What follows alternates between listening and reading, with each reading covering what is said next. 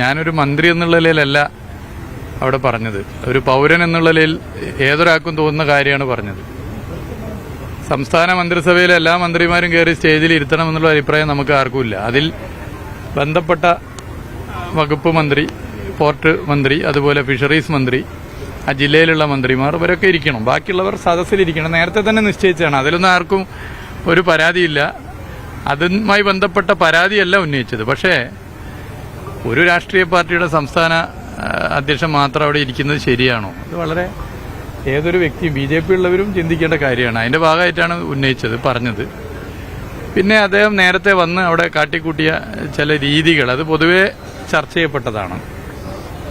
പക്ഷെ അതിനോട് അദ്ദേഹത്തിന്റെ ഇന്നത്തെ പ്രതികരണം അപക്വമായി പോയി. ഒരു വ്യക്തി ആക്ഷേപത്തിലേക്കാണ് അദ്ദേഹം പോയത്.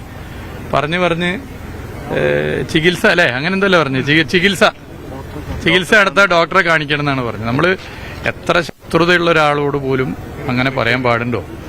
കാരണം മാനസിക രോഗം അല്ലെങ്കിൽ മറ്റെന്തെങ്കിലും രോഗമാണ് എന്ന് ആക്ഷേപിക്കുന്നതിൽ എത്ര ശത്രുത ഉണ്ടെങ്കിലും നമ്മൾ പരസ്യമായി പറയാൻ വേണ്ടി പാടുണ്ടോ? നമുക്കങ്ങനെ പറയാൻ തോന്നുന്നു. എനിക്കിപ്പോൾ വേണമെങ്കിൽ പറയാം, നിങ്ങൾക്കും പറയാം. കഴിഞ്ഞ കുറച്ച് ദിവസമായിട്ട് അദ്ദേഹത്തിന്റെ കാട്ടിക്കൂട്ടലുകൾ കണ്ടാൽ ആരെയാണ് ഡോക്ടറെ അടുത്ത് പറഞ്ഞയക്കേണ്ടത് എന്ന് വേണമെങ്കിൽ പറയാം. സംസ്ഥാന അധ്യക്ഷനായതിനു ശേഷം നടത്തിയ ചില പ്രസംഗങ്ങളും ചില ഇടപെടലുകളും ഒക്കെ നിങ്ങൾ നോക്കിയിട്ട് ആരെയാണ് ഡോക്ടറെ അടുത്ത് പറഞ്ഞയക്കേണ്ടതെന്ന് വേണമെങ്കിൽ എനിക്ക് പറയാം. അതല്ലെങ്കിൽ അദ്ദേഹത്തിന് ഇപ്പോൾ പ്രധാനമന്ത്രിയായിട്ട് നേരിട്ട് ബന്ധമുണ്ട്, കേന്ദ്ര മന്ത്രിസഭയിലെ ഓരോ അംഗങ്ങളായിട്ട് ബന്ധമുണ്ട്, കേന്ദ്ര അന്വേഷണ ഏജൻസിയായിട്ട് വളരെ അടുത്ത ബന്ധമുണ്ട്. അങ്ങനെ ദേശീയതലത്തിൽ വലിയ ബന്ധമുള്ളതാണ്. ദേശീയതലത്തിൽ കിട്ടാവുന്ന ഏറ്റവും നല്ല ഡോക്ടർമാരുടെ ഒരു പാനലിനെ വെച്ചുകൊണ്ട് ഞാൻ പറഞ്ഞതും ഞാനിപ്പോൾ അല്ലെങ്കിൽ ഞങ്ങൾ നടത്തിക്കൊണ്ടിരിക്കുന്ന ഇടപെടലും അദ്ദേഹം നടത്തിക്കൊണ്ടിരിക്കുന്ന ഇടപെടലൊക്കെ വെച്ചുകൊണ്ട് ആർക്കാണ് ഡോക്ടറുടെ ചികിത്സയുടെ ആവശ്യമെന്ന് വേണമെങ്കിൽ ഒരു പരിശോധന അദ്ദേഹത്തിന് നടത്താം. അങ്ങനെയൊക്കെ വേണമെങ്കിൽ ചെയ്യാം. പക്ഷെ ഞാൻ അങ്ങനെയൊന്നും ഇപ്പോൾ പറയുന്നില്ല. കാരണം നമുക്ക് എത്ര നമ്മൾ ആക്ഷേപിക്കുന്ന ആളെയും നമ്മൾ അദ്ദേഹം പറയുന്നത് പോലെ എന്തോ കുഴപ്പമുണ്ട് ഡോക്ടറെ അടുത്ത് വിടണം അങ്ങനെയൊന്നും പറയാൻ അപക്വമായ ഒരു രാഷ്ട്രീയ നിലപാടെടുക്കുന്നവരല്ല ഞങ്ങൾ. അതിന്റെ ആവശ്യവും ഞങ്ങളെ സംബന്ധിച്ചിടത്തോളം ഇല്ല. ഇപ്പോ ഞങ്ങളെല്ലാവരും ഇപ്പോൾ ഇവിടെ ഇരിക്കുന്ന അജയനായാലും സജീഷായാലും ഞങ്ങളൊക്കെ തന്നെ താഴെത്തട്ടിൽ സാമൂഹിക രാഷ്ട്രീയ പ്രവർത്തനം നടത്തി വരുന്നവരാണ്. ഇപ്പോൾ ദാമോദരേട്ടൻ അവിടെ ഉണ്ട്, ഇപ്പുറത്തുണ്ട്. ഞങ്ങളൊക്കെ അങ്ങനെ വരുന്നവരാണ്. അങ്ങനെയാണല്ലോ എല്ലാ രാഷ്ട്രീയ പാർട്ടികളിലുള്ളവർ വരുന്നത്. അങ്ങനെയാണ് വരുന്നത്. അദ്ദേഹം അങ്ങനെ വരാത്തതിന്റെ കുഴപ്പമാണോ എന്ന് എനിക്കറിയില്ല. മുണ്ട് എടുക്കാനും അറിയാം, മുണ്ട് മടക്കുത്തുത്താനും അറിയാം, മലയാളം പറയാനും അറിയാം, മലയാളത്തിൽ തെറി പറയാനും അറിയാമെന്ന് അദ്ദേഹം പ്രസംഗിച്ചു. നമ്മൾ ഈ സാമൂഹിക പ്രവർത്തനം എന്ന് പറയുമ്പോൾ എല്ലാ പ്രവർത്തനവും ഉണ്ട്, എല്ലാ നിലയിലും ഇടപെടും. രാഷ്ട്രീയ പ്രവർത്തനം താഴെത്തട്ടിൽ നടത്തുമ്പോൾ മതിൽ ചുരണ്ടണം, മതിൽ വെള്ളമൊലിക്കും, മതിൽ എഴുതാനുള്ള സൗകര്യങ്ങൾ നമ്മുടെ രാഷ്ട്രീയ ആശയത്തിന്റെ ഭാഗമായി മതിൽ എഴുതാനുള്ള സൗകര്യങ്ങൾ ഒരുക്കണം, പോസ്റ്റർ ഒട്ടിക്കണം. ഇതൊക്കെ നമ്മളെല്ലാവരും ചെയ്തിട്ടാണല്ലോ ഇതിൽ വരുന്നത്.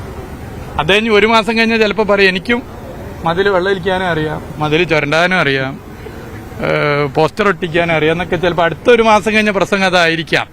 അതിന് ഒരു പ്രൊഫഷണൽ കോഴ്സിനെറ്റോ ചിലപ്പോൾ പോകുന്നുണ്ടോ, അതെങ്ങനെയാണ് മതിൽ ചുരണ്ടുക, എങ്ങനെയാണ് മതിൽ വെള്ളമടിക്കുക, എങ്ങനെയാണ് പോസ്റ്റർ ഒട്ടിക്കുക.